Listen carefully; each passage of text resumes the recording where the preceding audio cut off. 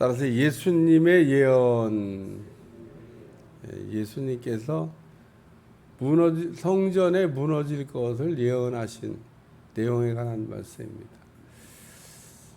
마태복음 24장, 마가복음 13장을 참고해서 보라고 이렇게 성경 구절이 쓰여져 있는데, 거기에 보면 예수님의 제자들이 물어봤습니다.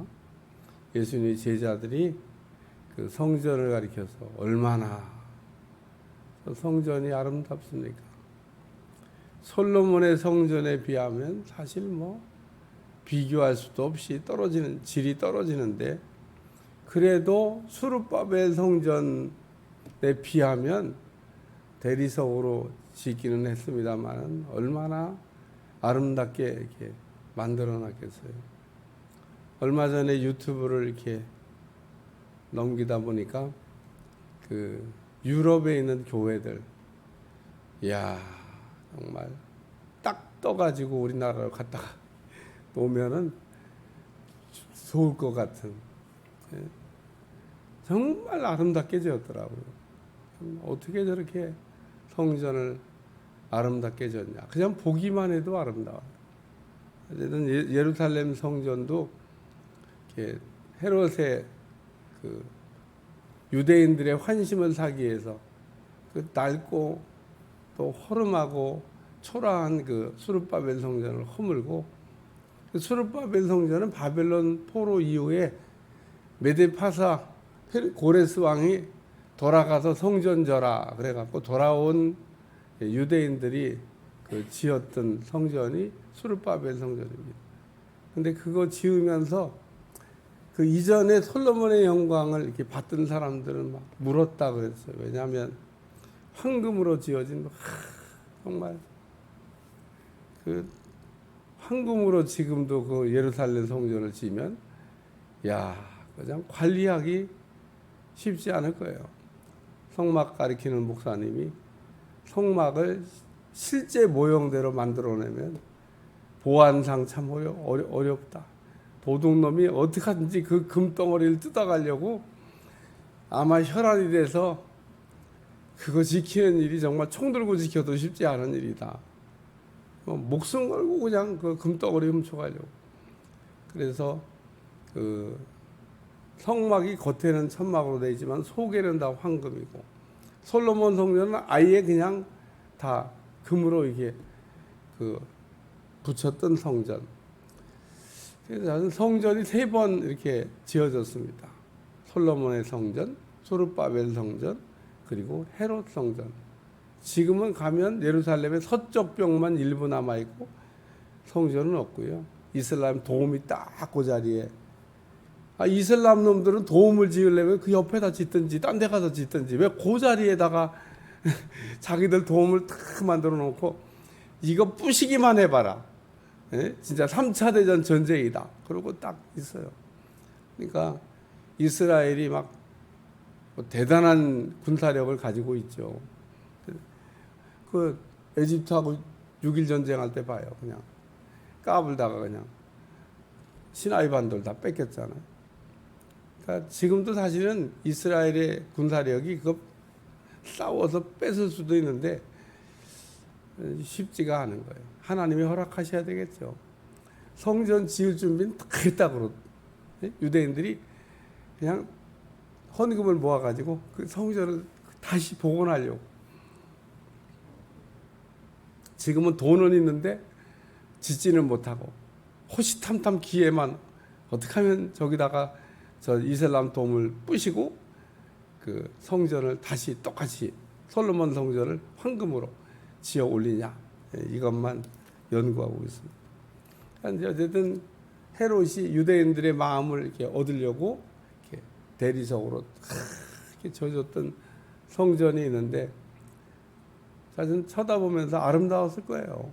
얼마나 아름답냐고. 우리 주님이 돌 위에 돌 하나 남지 아니하고, 날이 이르면 돌 하나도 돌 위에 남지 않고 다 무너뜨리리라. 또 이렇게 얘기하면 서쪽 벽 남았잖아요. 성경에 우리 주님은 돌 위에 돌 하나 남다. 그래서 정말 전부 다 무너뜨렸어요. 언제 무너졌냐? 주후 70년경. 예수님이 부활 승천하신 후 주 70년경에 로마의 티토라고 하는 장군에 의해서 예루살렘에 함락됐습니다. 그때 유대인들이 엄청 많이 죽었다 그럽니다. 왜냐하면 예루살렘으로 사람들이 피했기 때문에. 예루살렘으로 안 피하고 산으로 도망갔으면 살았을 텐데 산으로 도망가지 아니하고 예루살렘으로 들어왔어요. 예루살렘에 들어온 이유는 안 무너진다고 생각을 해요. 근데 무너졌죠.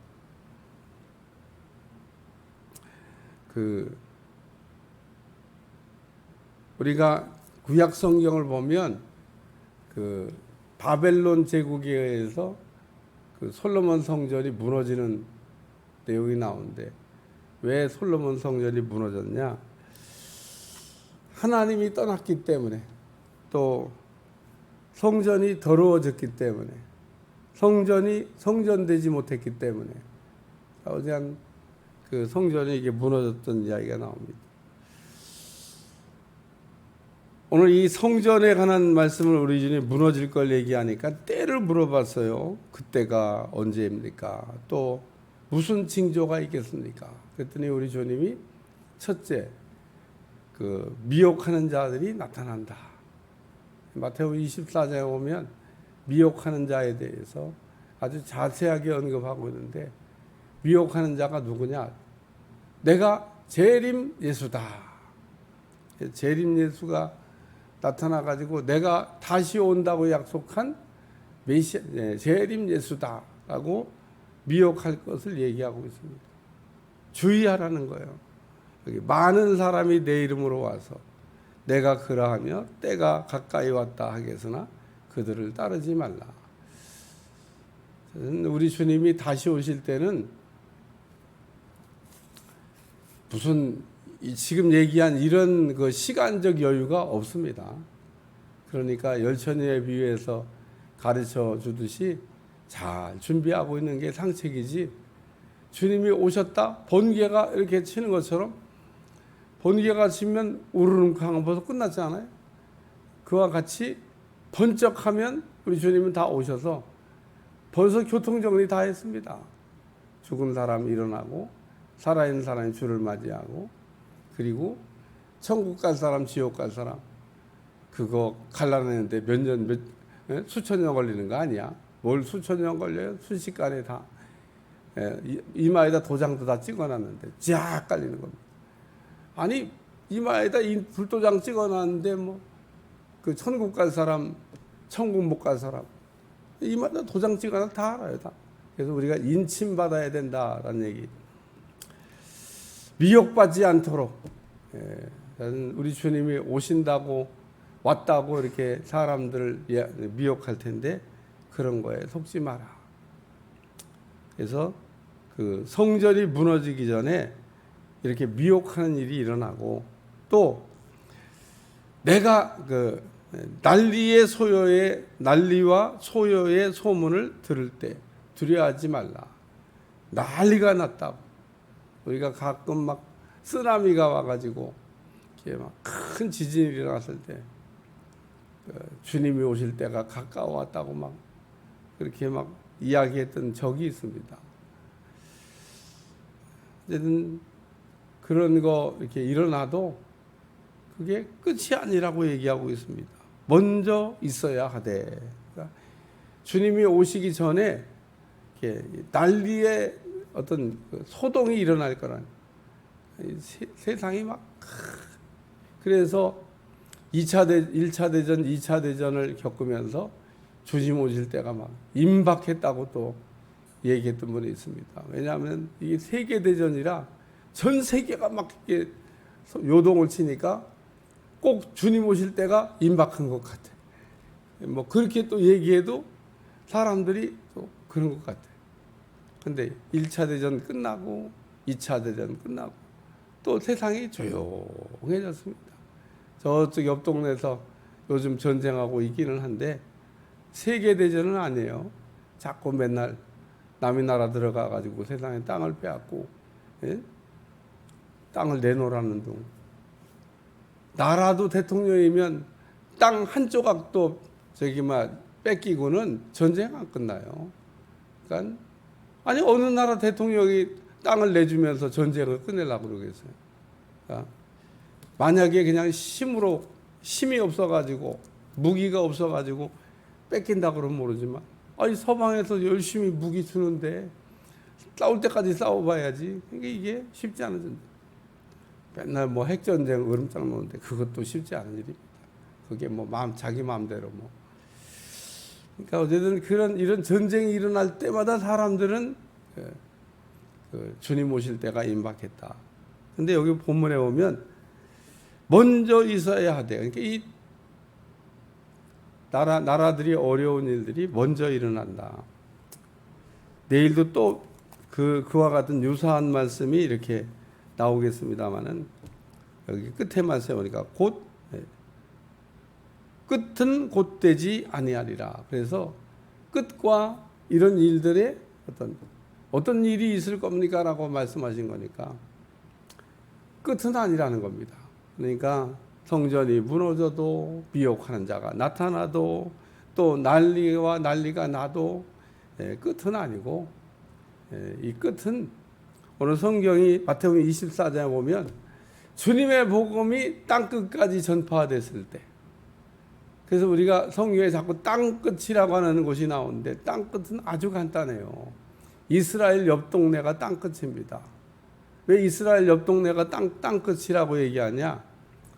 아니 이게 복음이 전파되는 걸 보니까 방향성을 갖고 있습니다. 방향성. 이게 돌고 있어요, 돌고. 바울이 소아시아 복음 전도하고 유럽 전도하고 영국으로 갔다가 미국으로 갔다가 이게 돌고 있습니다. 아주 이게 가다가 옆으로 다시 또 이게 거꾸로 역순으로 간 적이 있냐? 없습니다. 계속 한 방향으로 돌고 있습니다.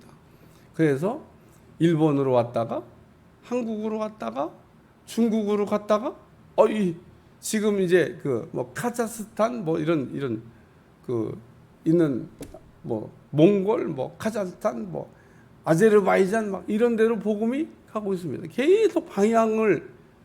그래서 뭐 백투더 예루살렘이란 책을 어떤 분이 쓰시게 된, 그거는 그냥 막연하게 쓴 게 아니고 옛날 사람들은 몰랐겠지만 이렇게 한 2000년 지나고 보니까 이게 돌고 있는 거, 복음이 이렇게 방향을 갖고. 그러니까 이게 예루살렘을 향해서 계속 복음의 방향이 가고 있다는 겁니다.